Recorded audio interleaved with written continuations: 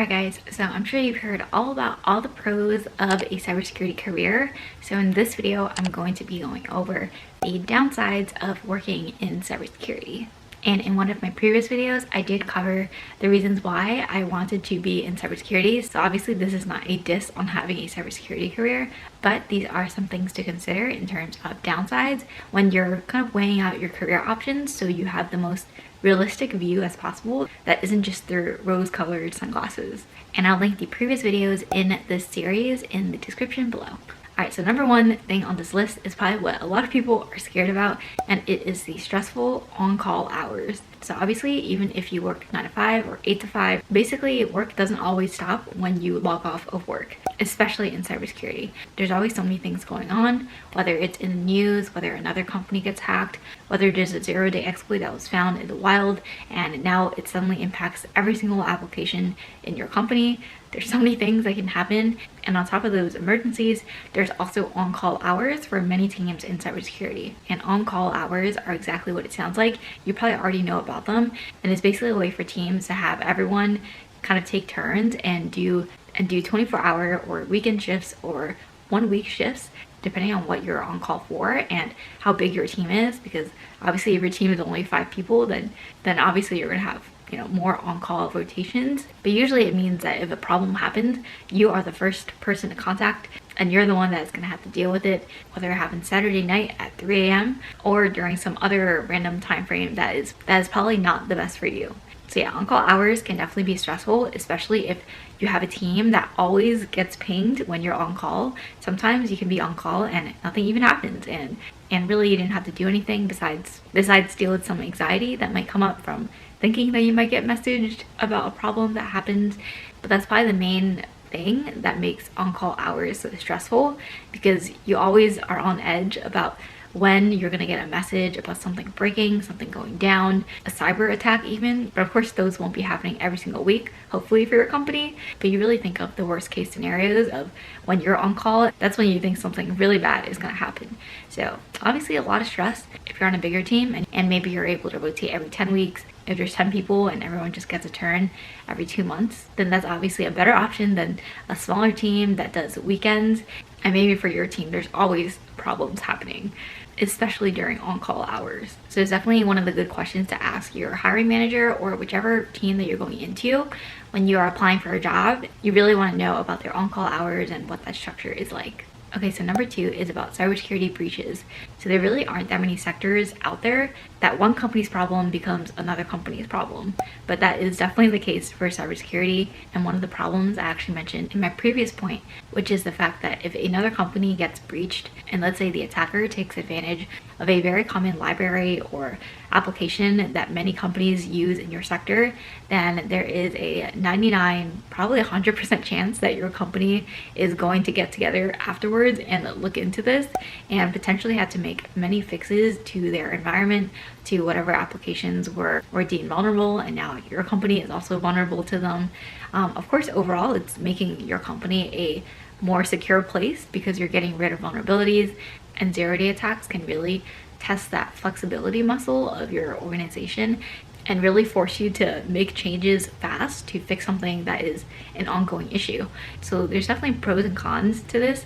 Obviously, I'm not saying it's a good thing that companies are getting hacked into, but to make the best out of a bad situation is obviously going to be in your best interest to now use that lesson learned, understand how that company was taken advantage of, and then make your company more secure so you're still able to protect your clients, your data, your customers, etc. But of course, that also means you always need to be in the know of what companies in your sector are going through. If there's any breaches out there, you obviously have to stay on top of cybersecurity news, hacktivists, nation states, and even that can be stressful in itself because it's gonna eventually feel like work and your personal life are gonna blend together because you may always end up checking cybersecurity news or the big headlines, or maybe you have an RSS feed like me and you get notifications every time there's a new article. So those things can obviously be stressful, especially if you're always on. So yeah, just based on that, you can honestly get pulled into an emergency meeting anytime because any company can get hacked, and at any given day there could be a new headline. And very similar to the Log4j attack that affected many companies, because obviously logging is a very commonly used feature in applications. And I actually have a video on the Log4j attack that I can link below, and that happened now a few months ago. And I guarantee you there are still companies out there who are patching up this issue, or may not even be in the loop that it was a vulnerability if they don't have a big cybersecurity team, or if their cybersecurity team isn't keeping up with the latest hacks and trends. Okay, so the next thing is that there may be a lot of pressure to hit certain milestones, whether it's for your team or whether it's for your personal development. So obviously a lot of roles in technology are going to be stressful, but cybersecurity specifically, because we have offensive and defensive roles, your main concern 24/7 is if something happens, or if your company is breached, or if something in your company gets hacked into. And honestly, it goes without saying that those are valid concerns, but on top of that, there may also be stress to hit certain milestones, whether it's preventing a certain number of phishing emails or detecting DDoS attacks and preventing them before they happen, or if an employee's credentials get compromised, how fast you can act to take the steps to remediate those things so the hacker doesn't get into any of your systems. So obviously a lot of pressure to perform and stay secure. And it's always just that one thing that can happen, that can go wrong and bring everything crumbling down. And that is the fear that many cybersecurity professionals have. And actually in a CompTIA survey, 62% of cybersecurity professionals actually said they were either stressed or very stressed at their jobs. So all this is really just burnout waiting to happen. And that's why I think it's really important to prioritize your mental health, your physical health when you're working in an area like cybersecurity, because you don't want to get burned out too early, especially when you are just starting in your career. And it could definitely feel overwhelming depending on the work that you're doing, the people you have to answer to. If you, for example, if you have to send a security report to a executive every week, and maybe you always want to make sure those statistics are always at 99% and above, that is a very hard threshold to have, obviously, and that could in turn cause you a lot of stress. Yeah, basically prioritizing mental health is going to be really important in many cybersecurity roles out there. The next downside I have on my list is that some cybersecurity policies or things related to cybersecurity in your company may be out of your control. For example, if you're working in a bigger company and the infrastructure is already set a certain way, but maybe there may be a more optimal way that you could think of to improve the overall cybersecurity posture of your company, those changes may never take effect unless there is an executive pushing for those changes. A lot of change is usually driven by policies or executives pushing for specific things. And I'm not saying as an individual contributor you don't have a say in what projects or what decisions are made in these projects, but of course for a cybersecurity executive, because they may be looking at more high-level or long-term goals, they may be prioritizing those over small things or things that are already in place, even if they could be optimized, but because there may not be a budget to optimize those things. Because a lot of bigger companies might have older software or older infrastructure pieces that may not be as secure as the latest and greatest, but of course getting the latest and greatest costs a lot of money, whether it's the newest physical technology or the newest software or certain tools and applications. There may already be a process created specifically around a application or tool that your cybersecurity team uses, and because that process has already been here for 5 years, everyone kind of wants to use that process because it's already easy to use, people know how to use it, people already know how to deal with the problems that could come out of that set of processes.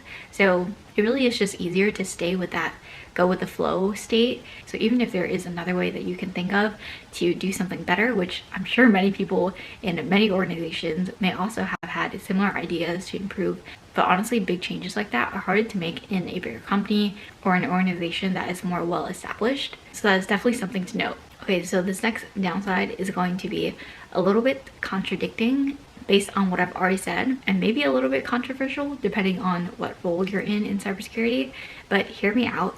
It is the fact that sometimes the work that you're doing in your cybersecurity teams might be boring. And I'm not saying that cybersecurity is a boring field at all. As someone who's worked in cybersecurity for a bit under 3 years, I definitely know firsthand that there's a lot of exciting work to be done in the field. But there are cybersecurity teams specifically that either have weeks where there's a lot of downtime and there's something happening, aka the reactive teams where you have to wait for an event to happen and sometimes something happens. And maybe watching some training courses and just doing normal business as usual things while you wait for the action to happen. And then on the other side, there may be cybersecurity teams that are a lot more in the metric side. For example, maybe you send cybersecurity reports, or you're on the IT and governance side of cybersecurity and you deal with even more reporting and policies and procedures. Or maybe you're in a role that just happens to have a lot of administrative things that you have to deal with different teams, and maybe it's not as action-packed as you were sold the dream of a cybersecurity career might be. And I'm not saying these teams are always going to be boring. There's definitely going to be days where you feel like, nothing really happened today.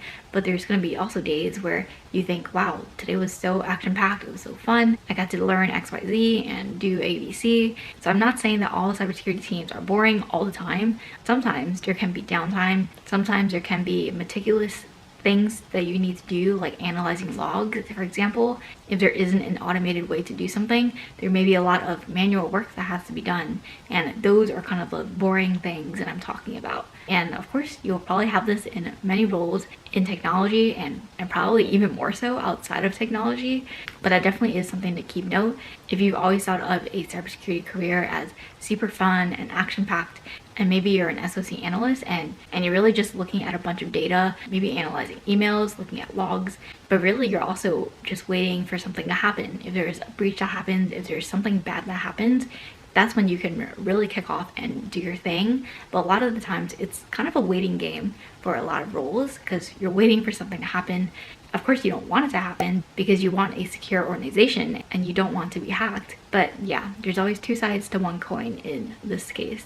Okay, so the last thing I have on this list is the fact that because cybersecurity is such a cross-disciplinary space, you're going to be working with a lot of people, and sometimes that means dealing with a lot of different opinions from the business side, the developers, your executives, the policymakers, your company's audit team, an external audit team.